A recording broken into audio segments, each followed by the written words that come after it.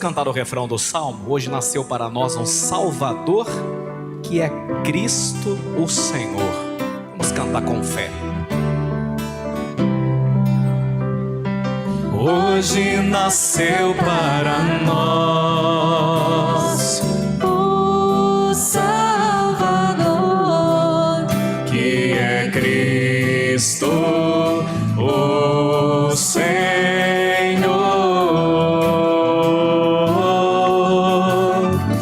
Hoje nasceu para nós o Salvador, que é Cristo o Senhor.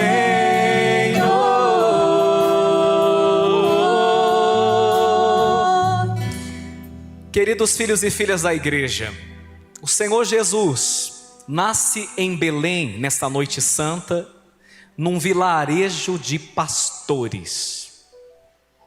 Nasce num vilarejo de pastores aquele que vai ser o pastor de todos os homens.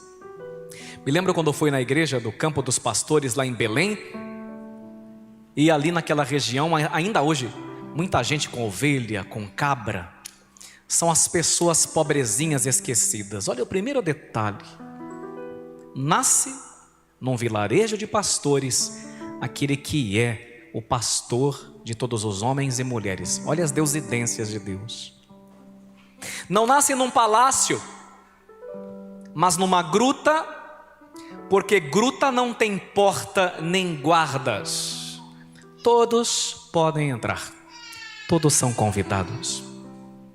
E ainda que seja um bebê, e portanto ainda não fale, o modo como nasce diz e diz muito. Na verdade, brada.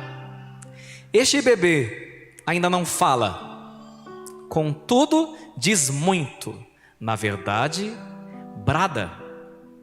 Este rei menino tem atitudes desconcertantes. Não se encontra num palácio, mas numa gruta.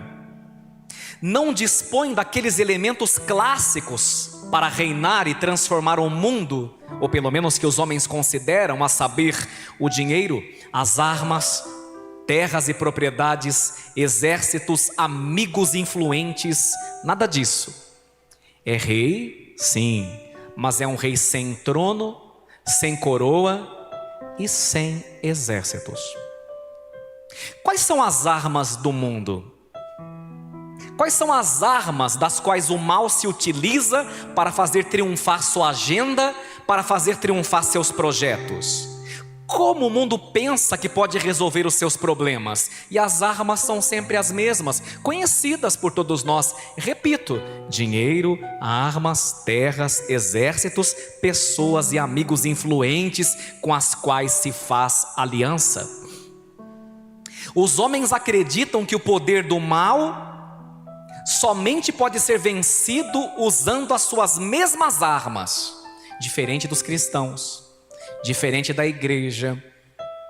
O mundo acredita que a violência só pode ser vencida com uma violência ainda mais forte. O mundo crê que se finda uma guerra travando outra guerra maior ainda. Nós estamos em tempos de guerra. A terceira guerra mundial, como nos diz o Papa, acontece pelo mundo de maneira fragmentada. Deus, contudo, escolhe a pobreza e a fraqueza, porque acredita na revolução da ternura. Nosso Senhor não acredita na força das armas, tampouco na força do dinheiro, tampouco na força dos impérios. Nosso Senhor acredita, por incrível que pareça e o mundo duvide, na revolução e no poder da ternura. É a ternura, é o amor e a ternura que salvarão esse planeta, que salvarão o mundo, que salvarão o cosmos, que salvarão o universo. O amor e a ternura, não a força e o poder. A história de Natal, queridos filhos e filhas, quer nos lembrar que o mundo foi salvo, sim, mas o mundo foi salvo por um herói muito pouco convencional.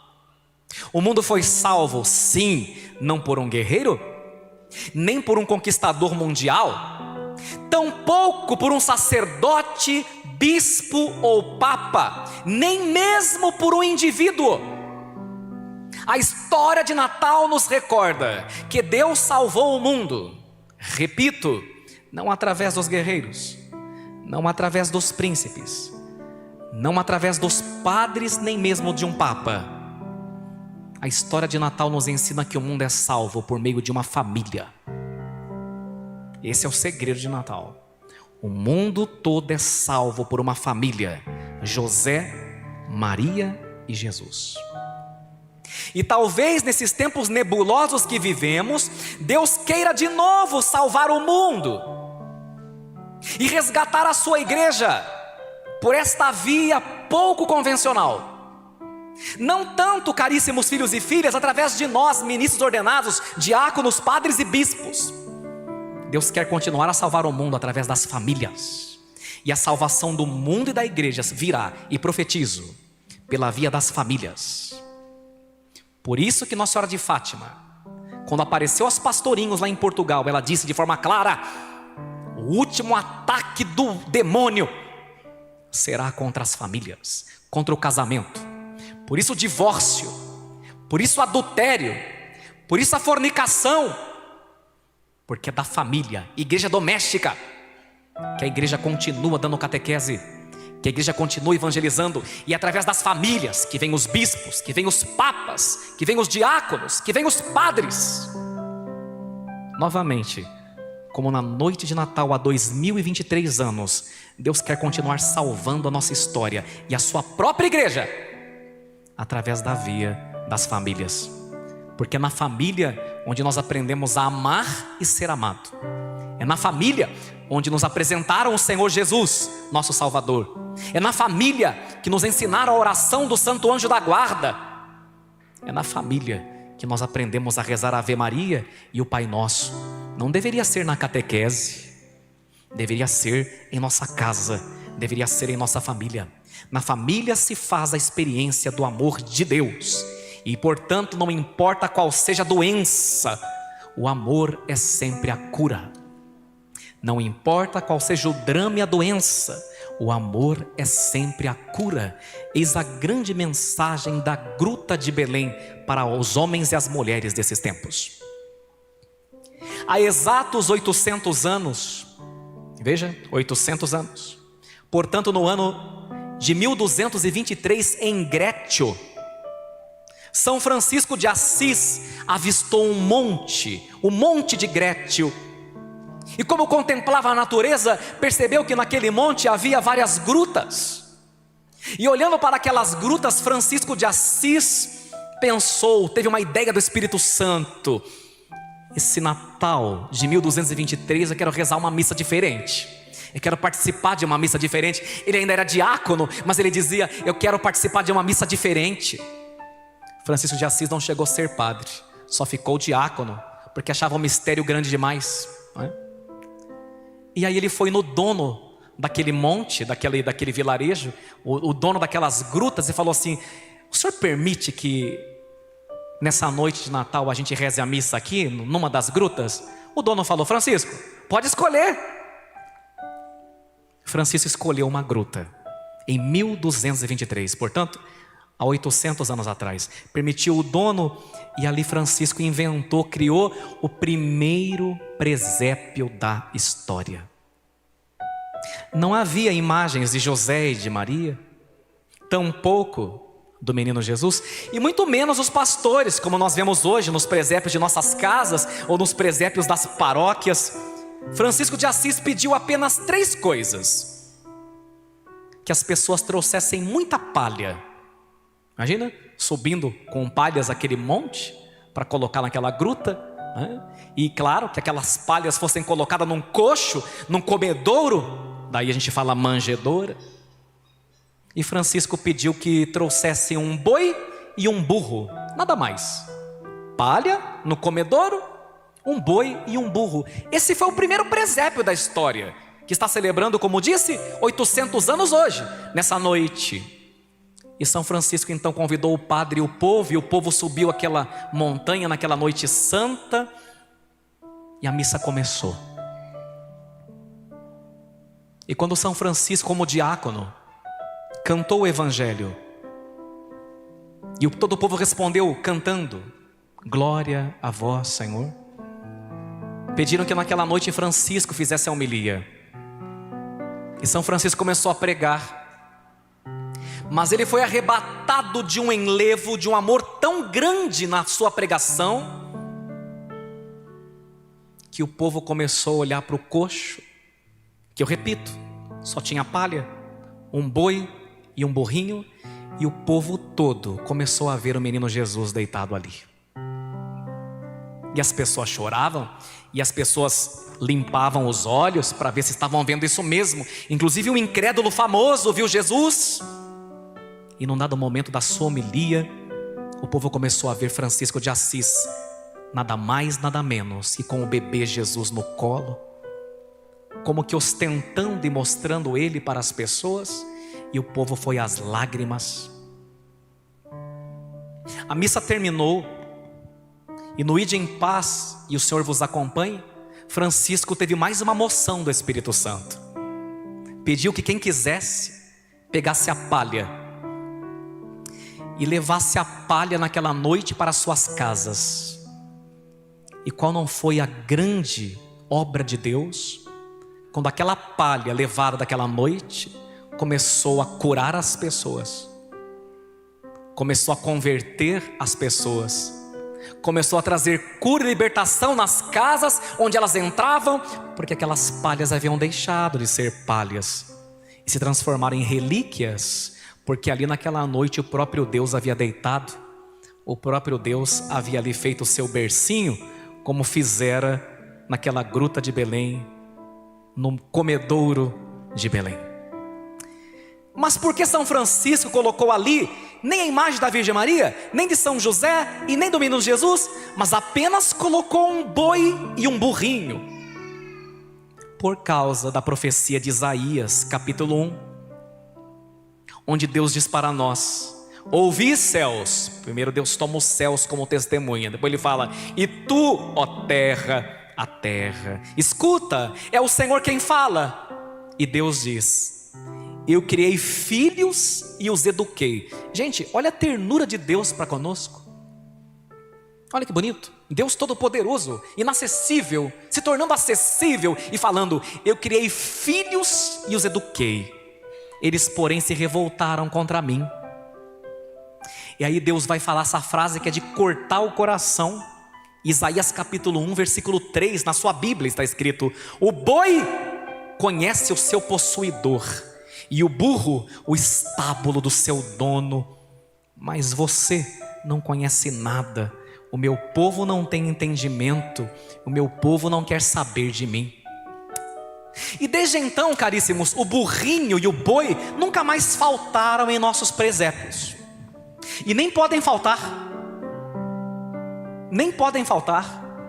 porque eles nos ensinam que os seres irracionais reconhecem a glória de Deus, que o cachorrinho sabe que tem um dono, que o boi e o asno sabem quem são seu senhor, mas o homem e a mulher, dotados de razão, não reconhecem seu senhor, não dão glória a Deus, enquanto até os pássaros cantam e narram a glória do Senhor. Hoje nós cantamos no Salmo: exultai florestas e matas. As florestas, as matas e as feras reconhecem e dão glória a Deus, mas os filhos de Deus não dão glória a Ele.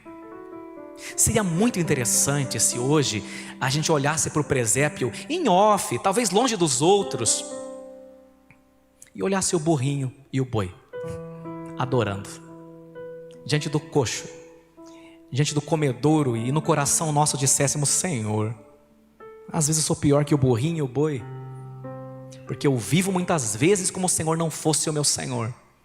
Eu vivo muitas vezes como se o Senhor não existisse, quando eu quero mandar em mim, fazer as coisas do meu jeito, e não deixo, não permito que o Senhor reine sobre a minha vida, sobre os meus projetos e sobre mim. O burrinho e o boi, Senhor, hoje dão um show de teologia para mim e pregam para mim sem nada dizer. Jamais tiremos o burrinho e o boi do presépio, porque eles nos ensinam muito sobre como servir e adorar o Senhor. Por fim, quantos celebram o Natal nessa noite e amanhã sem o menino? O motivo da festa? Um Natal fake. Natal fake que se resume à família, a muita comida e bebedeira. Mas certamente, um Natal que não os transformará.